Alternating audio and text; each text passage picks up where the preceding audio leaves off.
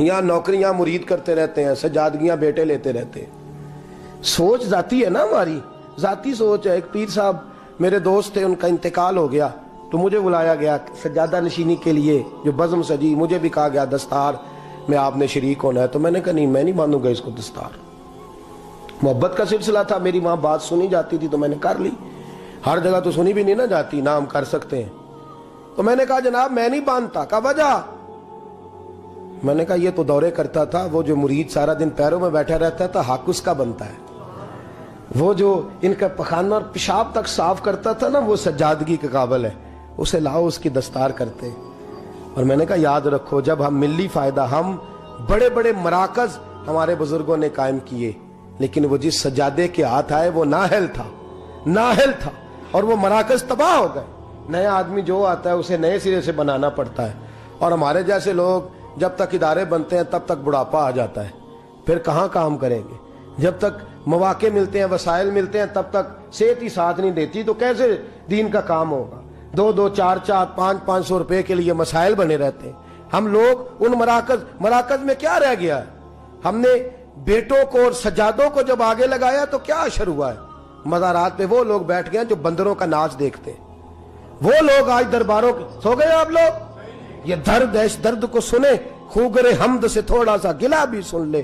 آج بڑے بڑے آستانوں پہ شیر پالنے والے، کتے رکھنے والے بیٹھے ہیں، اس لیے کہ ہم نے سوچ کبھی بھی ملی حضرت ابو بکر صدیق۔ سب بولیے، جو ابھی تک نہیں بولے وہ بھی کہیے رضی اللہ تعالی۔ کیا خوبصورت میرے محبوب کے صحابہ ہیں۔ وقت وصال آیا ہے، اپنا بیٹا سیانا ہے، سمجھدار ہے، حضرت محمد بن ابو بکر پڑھے لکھے، دیانتدار، نیک صحابی رسول ہیں۔ لوگ حضرت ابو بکر صدیق کے پاس آئے، کہنے لگے خلیفہ کون بنے گا آپ کے پاس؟ کہا میرے بعد خطاب کا بیٹا عمر بنے گا، وہ بنیں گے۔ تو کہا حضرت جی آپ کا اپنا بیٹا بھی تو ہے، تو عمر تو بڑا سخت آدمی ہے، آپ اس کو بنا کے جا رہے ہیں، اپنا بھی تو شہزادہ تھا۔ حضرت سے ہاں بیٹا اہل ہو تو بنائے، حضرت علی نے بنایا امام حسن، اہل ہو قابل ہو تو حرج بنائیں، حرج نہیں قابل ہو۔ حضرت سیدنا ابو بکر صدیق رضی اللہ تعالیٰ عنہ ملت کی بات کرتے ہیں، قوم کی بات کرتے ہیں، اسلام کی بات کرتے ہیں، فرمانے لگے بھائی میں قبر میں جاؤں گا تو مجھ سے اللہ تعالیٰ پوچھے گا کہ تو میرے محبوب کی امت کا نگہبان تھا، بتا ڈوری کس کے ہاتھ میں دے کے آیا ہے؟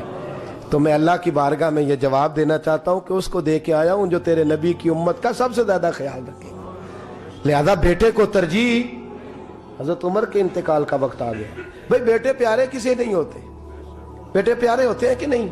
بولیے، اولاد بڑی پیاری چیز ہے۔ حضور نے فرمایا ہے کہ اولاد انسان کے جگر کا پھل ہوتی ہے۔ جگر کا، میری طرف دیکھیے، اولاد جگر کا پھل ہوتی ہے، جگر کا اولاد کسے نہیں پیارے ہوتے؟ حضرت عمر کے بیٹے عبداللہ ابن عمر رضی اللہ تعالی، جن کے بارے میں میرے نبی پاک نے فرمایا رجل صالح، یہ بڑا صالح مرد ہے۔ حضور نے گواہی دی کہ عمر کا بیٹا بڑا رجل صالح مرد ہے۔ مرد کہا حضور نے اور صالح کہا۔ حضرت عمر فاروق کا بیٹا ایک بہت بڑے مفتی تھے۔ فتویٰ شرعی یہ ہے کہ جب عورت کو دن آئے ہوں، طہر آیا ہو، تو اس کو طلاق نہیں دینی چاہیے، پاک ہونے کا انتظار کرنا چاہیے۔ ایک دفعہ حضرت عبداللہ ابن عمر کو بڑا غصہ تھا، بیوی نے کوئی ایسی بات کر دی تو ایام طہر میں، حیض کے دنوں میں طلاق دے دی۔ حضرت عبداللہ ابن عمر رضی اللہ تعالیٰ عنہ نے یہ کام کیا۔ حضرت فاروق اعظم کا وقت وصال آیا، لوگ آئے، حضرت عمر فاروق نے بلایا، فرمایا مجھے مشورہ دو میں کس کو امیر بناؤں؟ 11 بندے حضرت عمر کو مشورہ دیتے ہیں کہ اپنے بیٹے کو بنا دیں، عالم بھی ہے، فاضل بھی ہے، اور مصطفیٰ نے جسے نیک کہا ہے پھر وہ بڑا ہی نیک ہوگا نا، جسے حضور نے نیک کہا۔ کتنے لوگوں نے مشورہ دیا؟ بولیے۔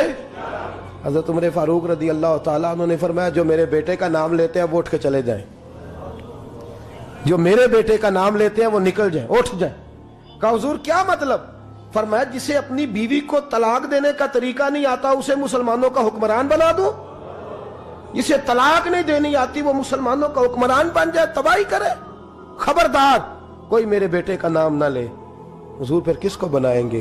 فرمایا 6 بندوں کے نام دیتا ہوں، علی کو بنا لو، عثمان غنی کو بنا لو، حضرت طلحہ کو بنا لو، حضرت عبیداللہ کو حضرت طلحہ بن عبیداللہ کو بنا لو، حضرت سعد بن نبی وقاص کو بنا لو، حضرت عبد الرحمن ابن عوف کو بنا لو، جناب سعید بن زید کو بنا لو۔ حضرت عمر سے کہا گیا حضور ان لوگوں کو آپ نے چنا ہے، آپ کی رشتہ داری ہے ان سے، دوستی ہے، تعلق ہے، واسطہ ہے؟ فرمایا نہیں۔ کیوں چنا ہے؟ آپ کا میرٹ کیا ہے؟ کس میرٹ پہ چنا ہے؟ فرمایا یہ وہ 6 بندے ہیں جن سے وقت وصال تک میرے نبی راضی رہے ہیں صلی اللہ علیہ۔ تو میری قومی سوچ ہے، ملی بات کرتا ہوں، ملت اسلامیہ کی بات کرتا ہوں کہ جن سے مصطفیٰ راضی رہے ہیں ان کا حق بنتا ہے، وہ پرہیزگار ہیں، وہ متقی ہیں، وہ چلا سکتے ہیں قوم۔ ہماری سوچ ذات تک اڑ گئی ہے، جاگ کے بیٹھیے، ہماری سوچ ہماری ذات تک اڑ گئی ہے، اس کا نقصان ملت کو اٹھانا پڑ رہا ہے، اس کا نقصان قوم کو سہنا پڑ۔ 2 کروڑ کی کوٹھی بنا لی ہے پر 10,000 روپیہ گلی میں نہیں لگایا۔ ہم نے اپنی تھڑی اتنی لمبی چوڑی بنا لی ہے کہ جو بھی گزرتا ہے اس کو تکلیف ہوتی ہے، لیکن ہمیں تو آرام ہے نا، ہمارا تو موٹر سائیکل اندر جاتا ہے کہ نہیں، ہمیں کیا لگے؟ ہم نے بڑا کر کے پھٹا لگایا ہے، لوگ گرتے ہیں تو گرے، ہمیں اس سے کیا غرض؟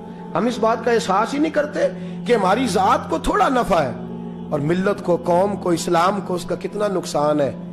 میرے غوث اعظم کا بغداد لٹ گیا، تباہی آ گئی، فساد پھیل گیا، حضرت علی شیر خدا کا نجب اشرف اجڑا، امام حسین کے میدان کربلا میں پھر سے کربلا ہوئی۔ بتاؤں وجہ کیا ہے؟ صدام کے چند جرنیلوں نے امریکہ کے ہاتھوں اپنے آپ کو بیچا، فیملیوں ساتھ وہ امریکہ چلے گئے، وہاں جا کے امریکہ کی فضاؤں میں وہ ٹھنڈی سانس لے رہے ہیں، اور ظالموں کچھ دن کی زندگی، کچھ دن کا سکون، اور تم نے حضرت سری سختی اور جنید بغدادی کا شہر تباہ کر دیا، اجاڑ کے رکھ دیا۔ بغداد کے لوگ بھیک مانگ کے کھاتے ہیں، بغداد کے لوگ لوگوں کو لوٹ کر کھاتے ہیں، وہاں قحط پڑ گیا مردوں کا قحط پڑ گیا، عورتیں جلوس نکال رہی ہیں کہ مرد 2 شادیاں کریں۔ تھوڑے نفع کے لیے تم نے اسلام کا سودا کر ڈالا، تم نے بیچ ڈالا ملت کو۔ اللہ کی بارگاہ میں تم کو جواب نہیں دینا، وہاں تم کو حاضر نہیں ہونا۔ تھوڑے نفع کے لیے دین کے لمبے چوڑے نقصان، لمبی چوڑی تباہیاں ہم کرتے ہیں۔